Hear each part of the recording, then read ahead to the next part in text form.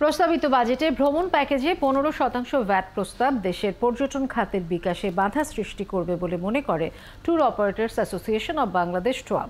খরচ বেড়ে যাওয়ার ফলে দেশি বিদেশি পর্যটক কমে যাবার আশঙ্কাও করছে সংস্থাটি।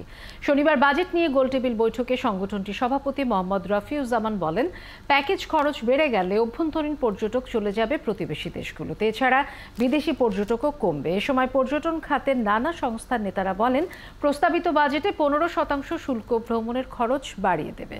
এছাড়া পর্যটন খাতের বিকাশে প্রণোদনা ও বরাদ্দ অর্থের বণ্টন নিয়েও আলোচনা করেন বক্তারা। হিসেব করে দেখলাম 39.7% ভ্যাট ইম্পোজ হচ্ছে এই টোটাল প্রোডাক্টের উপর। ব্যয় বৃদ্ধি পালে এই রেভিনিউটা দেশের বাইরে চলে যাবে, প্রতিবেশী দেশগুলো উপকৃত হবে। আর ইনবাউন্ড ট্যুরিজমের ক্ষেত্রে ফরেনাররা আসবেই না, কারণ আমাদের বাংলাদেশের ট্রাভেল কস্ট বেড়ে যাওয়ার ফলে প্রতিবেশী দেশগুলো আমাদের তুলনায় যেহেতু তার ট্রাভেল কস্ট কম, ওইসব দেশি ফরেনাররা চলে যাবে, আমাদের দেশে কমফোর্ট ফিল করবে না।